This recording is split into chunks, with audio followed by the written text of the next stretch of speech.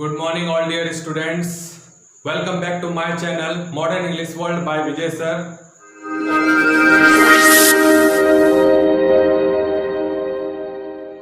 और आज मैं आप लोगों के लिए एक ऐसा टॉपिक लेके आया हूं जो कि बहुत ही ज्यादा इंपॉर्टेंट टॉपिक है। अगर हम इंग्लिश की बात करें तो ये एक वेरी इंपॉर्टेंट टॉपिक है जिसका नाम है वर्ब। वर्ब के बिना हम किसी इंग्लिश की सेंटेंस को पूरा नहीं कर सकते हैं।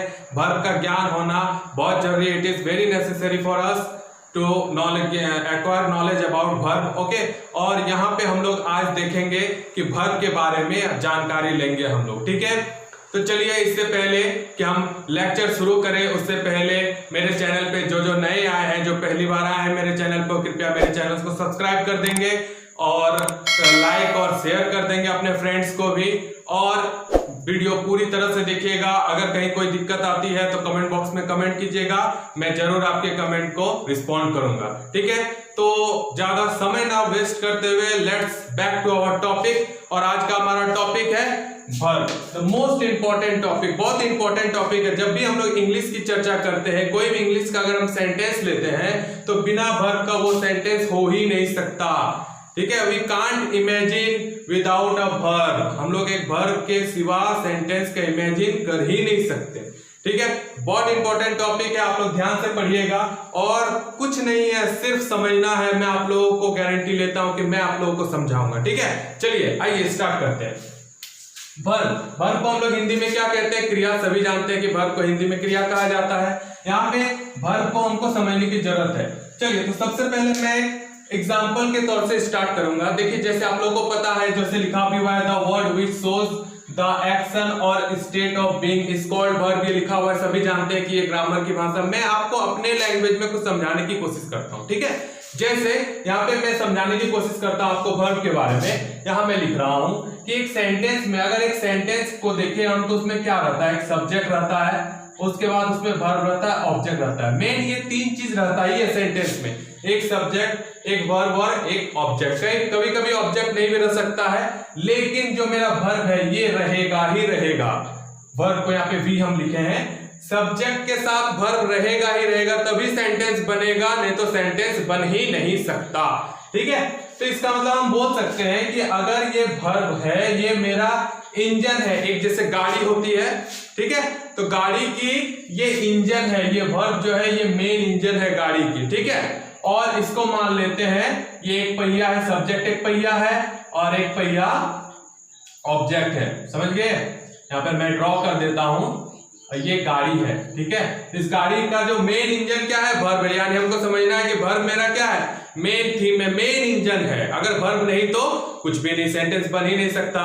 वैसे मैं ड्राइंग भी कर लेता हूं, मेरी ड्राइंग इतनी अच्छी है नहीं, तो आप लोग इस पे चर्चा ना करें और पढ़ाई पे ध्यान दें। ठीक है, चलिए, तो यहाँ पे देखिए, एक समझाने के लिए मैं बताया हूं कि वर्ब जो है वो मेरा मेन चीज है। ठीक है, अब यहाँ पे हम क्या कर रहे हैं? हम यहाँ पे देखेंगे, डेफिनेशन पे आते हैं। डेफिनेशन मेरा क्या है?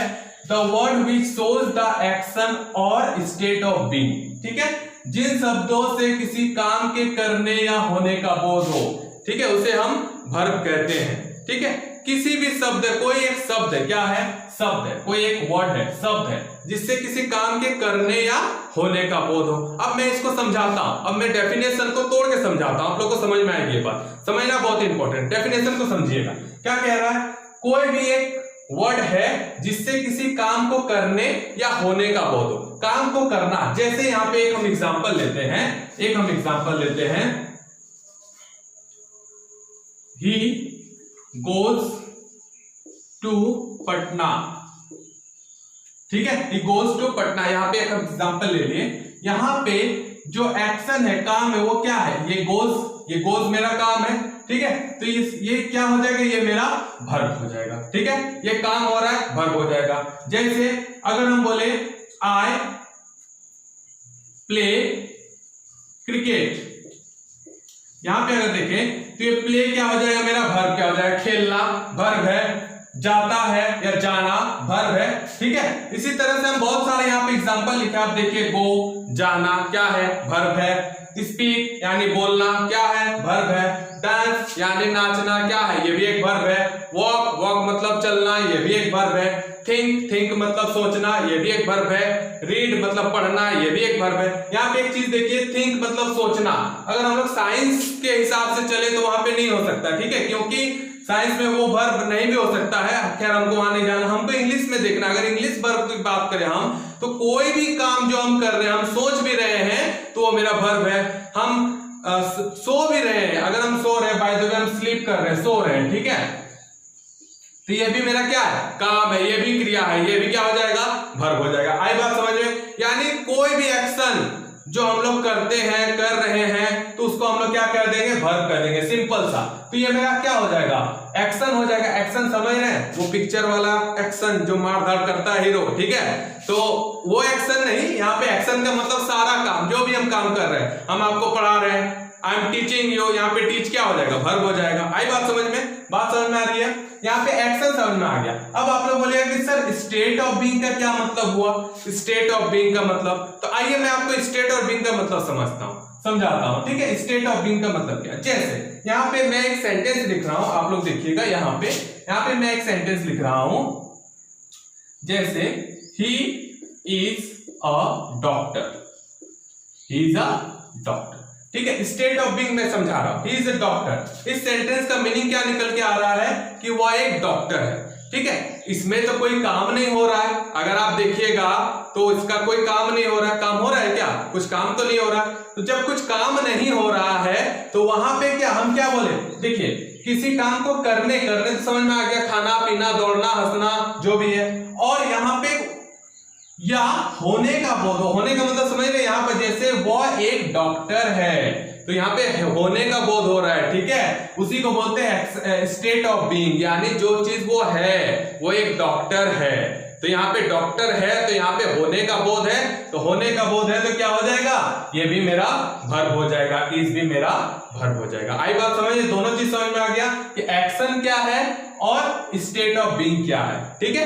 एक्शन कोई भी काम हो गया करना, जैसे स्पीक, डांस यहाँ पे लिखे हैं। और स्टेट ऑफ बीइंग अगर हम देखें तो क्या हो जाएगा, is, am, are, was, were लगता है। जैसे आई एम ए टीचर, मैं एक शिक्षक हूं, तो यहाँ पे क्या हो जाएगा, एम मेरा वर्ब हो जाएगा, क्योंकि मैं यहाँ होने की बात कर रहा हूं कि मैं एक शिक्षक हूं, ठीक है। वो बहुत तेज है, वो बहुत स्मार्ट है, वो एक डॉक्टर है, वो एक इंजीनियर है, कोई भी सेंटेंस ले लीजिए आप, ठीक है, जिसमें is, am, are, was, were का होता है, पास्ट टेंस में वाज, वेयर का होगा इस्तेमाल।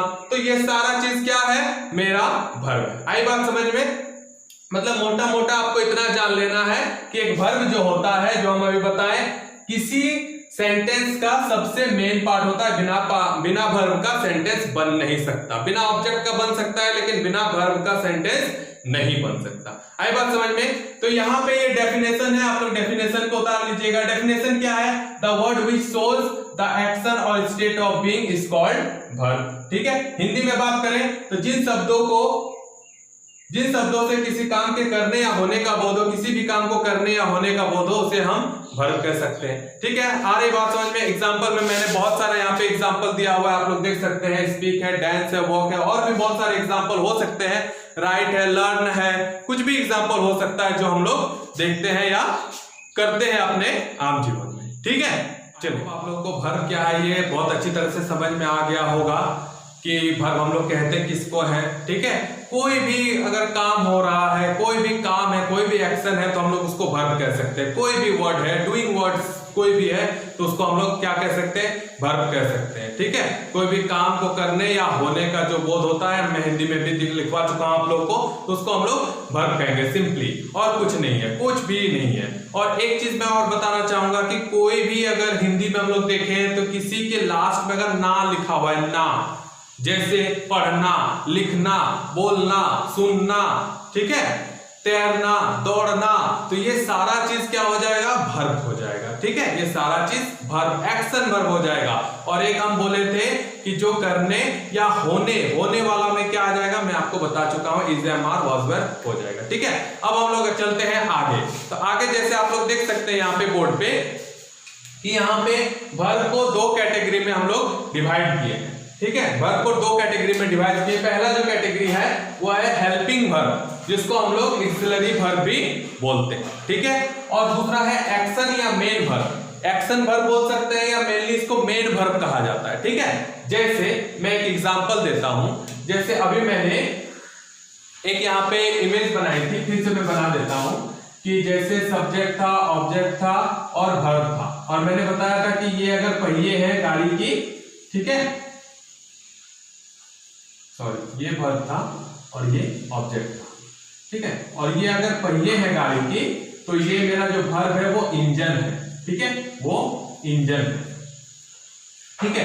अब यहाँ पे मैं आप लोगों से एक चीज पूछना चाहता हूं कि इंजन तो हर गाड़ी में होती है, ठीक है, आज मैं इंजन की ही ज्यादा बात कर रहा हूं, ठीक है, वैसे आप लोगों को समझाने के लिए। तो हर गाड़ी में होती है, बस में होती है, एरोप्लेन में होती है, रेलगाड़ी में होती है, ठीक है, और इंजन एक छोटे से बाइक में भी होती है जो छोटा होता है।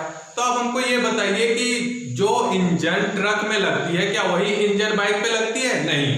तो हम लोग क्या करते हैं, इंजन छोटा बड़ा हो सकता है, बड़ा अगर कोई जहाज है तो उसके लिए बड़े इंजन लगेंगे, छोटा अगर कुछ चीज है तो उसके लिए छोटा सा इंजन लगेगा। सेम चीज यहाँ पे हम लोग समझ सकते हैं कि जो हेल्पिंग वर्ब है वो छोटा इंजन है, छोटा वर्ब है, ठीक है, वो छोटी छोटी जगहों पे लगती है, और जो एक्शन या मेन वर्ब है वो बड़ा इंजन है, वो बड़ी जगहों पे लगती है, ठीक है। मतलब मेन वर्ब जो है वो बड़ा वर्ब है और हेल्पिंग वर्ब जो है या एक्सिलरी वर्ब क्या है, वो छोटा वर्ब है। छोटा वर्ब यानी क्या, उसका काम है हेल्प करना, देखिए नाम से ही पता चल रहा है हेल्पिंग वर्ब, उसका काम है हेल्प करना, सेंटेंस को हेल्प करना, ठीक है। मेन वर्ब का काम नहीं है वो, मेन वर्ब का काम क्या हो, जो एक्चुअल वर्ब है, जो बड़ा इंजन है वो क्या है, बड़ा इंजन मेरा मेन वर्ब है, ठीक है। आ रही बात समझ में? अब आइए हम लोग थोड़ा इस पे डिस्कस करते हैं। जैसे यहाँ पे हेल्पिंग वर्ब होता क्या है, मैं आपको समझाता हूं कि हेल्पिंग वर्ब होता क्या है, ठीक है। यहाँ पे जैसे एक डू लिखे हैं हम, डू क्या है, ये हेल्पिंग वर्ब का भी काम कर सकता है और मेन वर्ब का भी काम कर सकता है। ये डू जो है वो हेल्पिंग और मेन दोनों वर्ब का काम कर सकता है, ठीक है। तो इसको हम यहाँ पे हेल्पिंग वर्ब में ही लिखे हैं आप लोगों को समझाने के लिए, समझिएगा ध्यान से। अब यहाँ पे देखिए बी, बी मतलब क्या होता है, बी मतलब होना। अभी हम लोग वहां पे पढ़े कि बीइंग स्टेट ऑफ, है ना, मतलब किसी चीज का होना, कोई चीज करना और किसी चीज का होना। तो करना तो हम लोग समझ रहे हैं कि खेलना, दौड़ना, कूदना, play, run, swim, dance, teach, ये सब हो गया। एक क्या है, होना। जैसे हम वहां पे एक सेंटेंस लिए थे कि आई एम ए डॉक्टर, एक सेंटेंस लिए थे हमने वहां पे कि आई एम और टीचर या डॉक्टर जो भी है, ठीक है, आई एम ए टीचर। यहाँ पे जो टीचर है वो क्या है, होना है, टीचर है वो, तो ये होने का बोध हो रहा है, ठीक है, स्टेट ऑफ बीइंग। तो इसको हम लोग किस में रखेंगे, बी, बी मतलब होना। तो क्या होता है, कब हम लोग को पता चलेगा, जब कहीं हम लोग इज देखेंगे, एम देखेंगे, आर देखेंगे, वॉज देखेंगे, वेयर देखेंगे, ठीक है। तो इसको हम लोग क्या बोलेंगे, हेल्पिंग वर्ब है। क्या है ये, हेल्पिंग वर्ब। जैसे एक एग्जांपल हम यहाँ पे लिए हैं, जो आई एम ए टीचर, मैं एक शिक्षक हूं। यहाँ पे जो काम है, एक्चुअल काम कुछ हो रहा है यहाँ पे नहीं, आप लोग देखिए कि एक्चुअल काम कुछ भी नहीं हो रहा, लेकिन फिर भी ये वर्ब तो है, और कौन सा वर्ब है, ये एम, ये एम हो जाएगा आपका हेल्पिंग वर्ब हो जाएगा, क्योंकि ये छोटा गाड़ी है, इसमें कोई बड़ा इंजन लगाने की जरूरत नहीं पड़ा हमको ये छोटा इंजन से काम चल गया, यानी छोटा वर्ब से काम चल गया, यानी हेल्पिंग वर्ब से काम चल गया, ठीक है। इसी तरह से एक सेंटेंस और लेते हैं, जैसे he was a doctor, वो एक डॉक्टर था। तो यहाँ पे भी देखिए, यहाँ पे भी हमको बड़े वर्ब यानी मेन वर्ब की जरूरत नहीं पड़ी, वॉज मेरा क्या हो गया, हेल्पिंग वर्ब हो गया। समझ में आई बात, ये चीज। तो यहाँ पे ये चीज हम समझाने की कोशिश कर रहे हैं, ये चीज समझिए यहाँ पर देखिए। तो यहाँ पे क्या था, is, am, are, was, were लगा हुआ रहेगा, ये सारा चीज तो हम लोग क्या बोलेंगे, ये हेल्पिंग वर्ब या एक्सिलरी वर्ब है, ठीक है। इसको हेल्पिंग वर्ब और एक्सिलरी वर्ब दोनों कहा जाता है।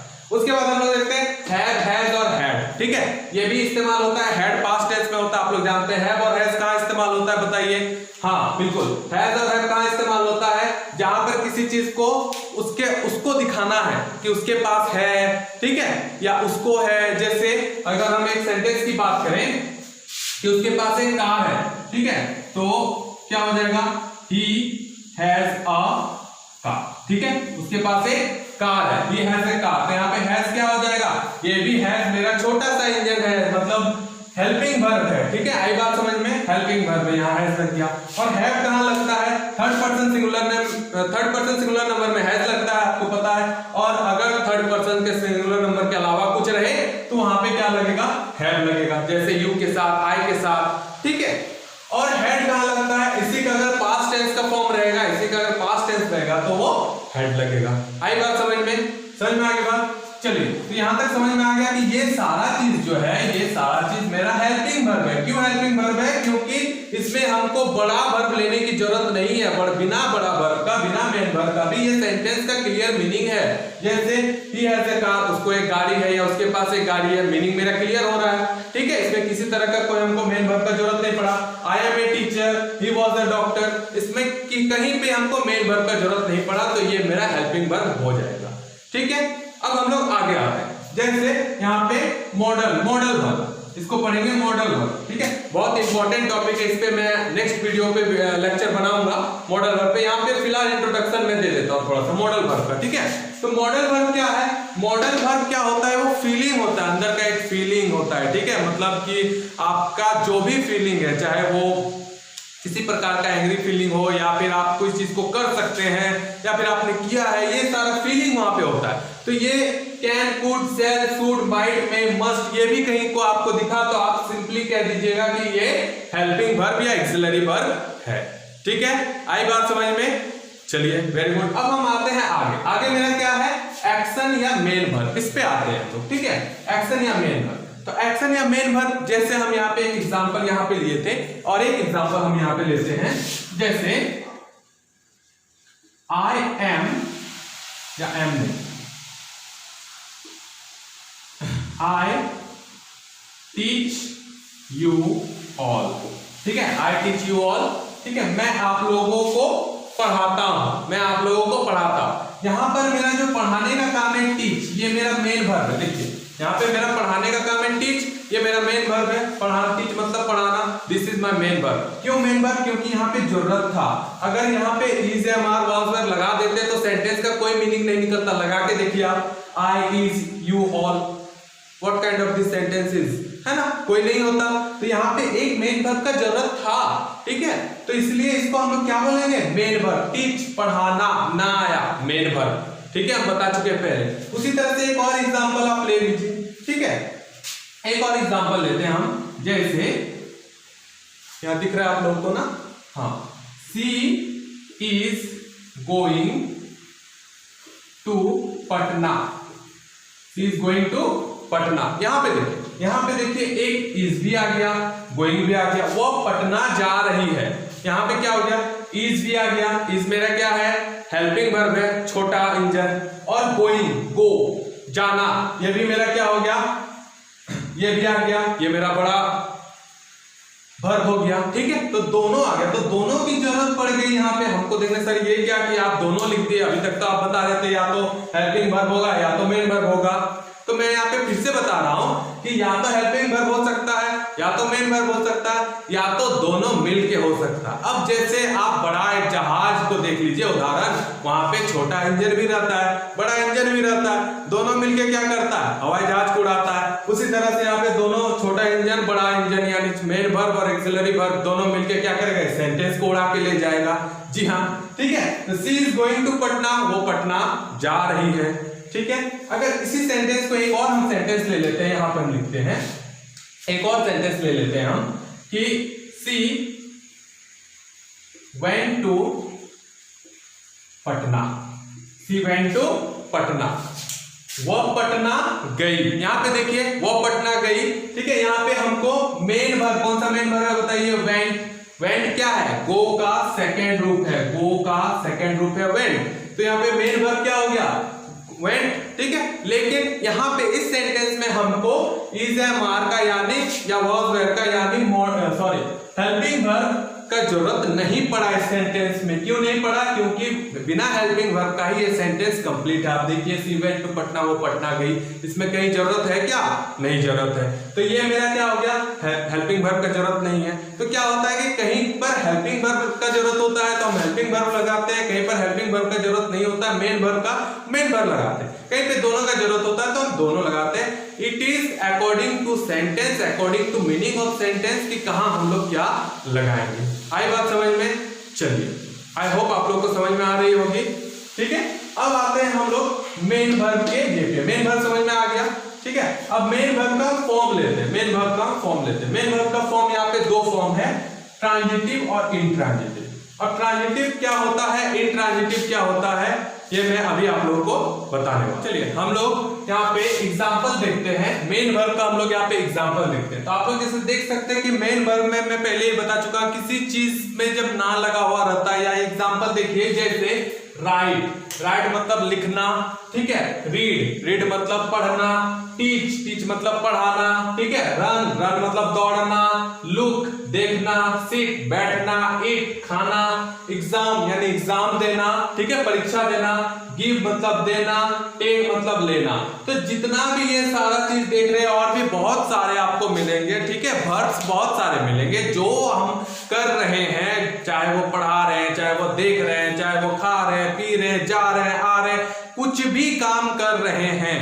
ठीक है, any word that is doing word is called verb. कोई भी वर्ड है जिसमें हमको काम का पता चल रहा है वो वर्ब है, बस इतना याद रखना। वो वर्ब क्या हो जाएगा, मेन वर्ब, जो काम का पता चल रहा है और जो हमको होने का बोध करा रहा है। ठीक है, होने का बोध का मतलब जैसे वो एक डॉक्टर है, ही इज अ डॉक्टर। वो एक टीचर है, ही इज अ टीचर। ठीक है, तो वहां पे क्या हो जाएगा, होने का बोध करा रहा है, बीइंग स्टेट ऑफ, तो वहां पे क्या हो जाएगा, is, am, are, was, were, have, has, ये सारा। चलिए ठीक है, तो अब हम लोग आगे आते हैं। अब हम लोग को आगे क्या पढ़ना है, ट्रांजिटिव वर्ब पढ़ना है और इंट्रांजिटिव वर्ब पढ़ना है। दोनों हमको देखना है कि क्या है। तो आइए पहले हम एक एग्जांपल पे डिस्कस करते हैं, फिर हम डेफिनेशन पे आते हैं। सबसे पहले यहाँ पे एक एग्जांपल देखिएगा, हम लिखे हैं राम इट्स, राम खाता। ठीक है, तो यहाँ पे जब हम बात करें राम, तो राम मेरा क्या हो जाएगा, आपको पता है राम सब्जेक्ट है और इट क्या है, इट मेरा वर्ब है। ठीक है, सब्जेक्ट और वर्ब। तो यहाँ पे हम देखेंगे कि वर्ब है, तो राम खाता है। यहाँ पे हमको ऑब्जेक्ट की जरूरत पड़ रही है। क्या खाता है भाई, राम क्या खाता है, तो राम यहाँ पे मान लीजिए हम मैंगो लिख दिए। राम मैंगो, आम खाता है। राम जो है वो आम खाता है। उसके बाद जैसे यहाँ पे हम क्या देख रहे हैं, श्याम लव्स, श्याम प्यार करता है। किससे प्यार करता है, ठीक है, तो ये हमको देखना होगा किससे प्यार करता है। तो श्याम लव्स मान लीजिए सीमा लिख दी। ठीक है, तो यहाँ पे हमको क्या पढ़ा, उसके ही हैज हेल्प, उसने मदद किया। किसकी, मान लीजिए हर मदर, उसके माँ की। तो यहाँ पे हम देख सकते हैं, ये तीनों सेंटेंस में हम देख सकते हैं कि सब्जेक्ट, वर्ब और हमें एक ऑब्जेक्ट की जरूरत पड़ रही है। बिना ऑब्जेक्ट का, बिना ये ऑब्जेक्ट का, ठीक है, ये सेंटेंस जो है पूरा अर्थ, पूरा मीनिंग दे नहीं पा रही है। तो हमको क्या हुआ, यहाँ पे सेंटेंस में ऑब्जेक्ट का जरूरत पड़ा। ठीक है, तो मेरा ट्रांजिटिव वर्ब वही है कि जिस सेंटेंस में हमें ऑब्जेक्ट की जरूरत पड़ती है, बिना ऑब्जेक्ट का मेरा जो सेंटेंस है, मेरा जो वर्ब है वो पूरा नहीं होता।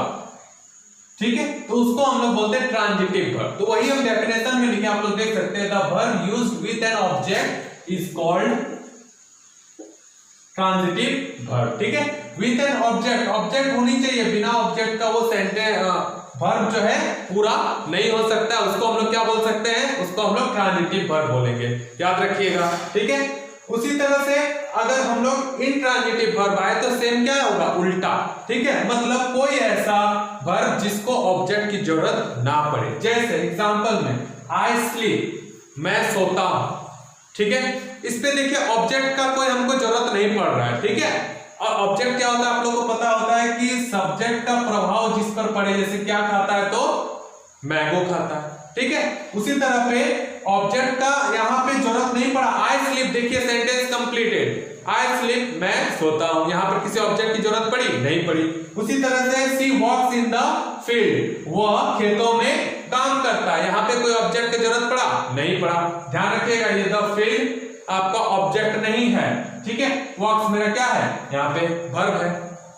उसी तरह ही रैन फास्ट, वह तेजी से दौड़ता है। ठीक है, तो यहाँ पे देखिए ये मेरा वर्ब हो गया, इसका ऑब्जेक्ट पड़ा, नहीं ऑब्जेक्ट नहीं है, ये फास्ट मेरा ऑब्जेक्ट नहीं है, ये एडजेक्टिव है। ठीक है, तो हमको क्या हो रहा है, हम ये सारा सेंटेंस में देख रहे हैं। उसी तरह he gets up at 5 o'clock, वह सुबह 5 बजे उठता है। तो यहाँ पे गेट्स अप मेरा वर्ब है, लेकिन उस पे वर्ब का जो सब्जेक्ट का प्रभाव है किसी पे नहीं पड़ रहा है, तो ऑब्जेक्ट नहीं है।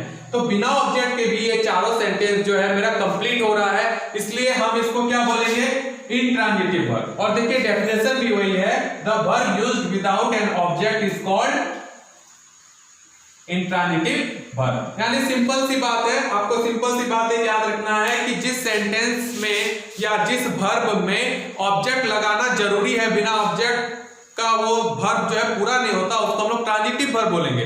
और जिस वर्ब में ऑब्जेक्ट लगाना जरूरी नहीं होता, बिना ऑब्जेक्ट का भी वो पूरा मीनिंग दे सकता है, उसको हम लोग इंट्रांजिटिव वर्ब बोलेंगे। यहाँ पे हम बहुत सारे एग्जांपल देती हैं, और भी एग्जांपल आप लोग ले सकते हो कुछ भी, ठीक है। तो आप पे डिपेंड करता है कि आपको पहचानना होगा कहाँ पे जो है वो सेंटेंस जो है वो सब्जेक्ट ऑब्जेक्ट के बाद मतलब ऑब्जेक्ट जरूरी है और कहाँ पे ऑब्जेक्ट जरूरी नहीं है, ठीक है। तो ये चीज आपको थोड़ा सा डिफाइन करना है, और आप लोग, उम्मीद है कि आप लोगों को अच्छी तरह से, बहुत अच्छी तरह से समझ में आ गई होगी लेक्चर। चैनल को सब्सक्राइब कीजिएगा, सेशन को शेयर कीजिएगा, लाइक कीजिएगा वीडियोस को, और मेरे चैनल पे बने रहिएगा, और भी वीडियोस आते रहेंगे। बहुत बहुत धन्यवाद आप सबका।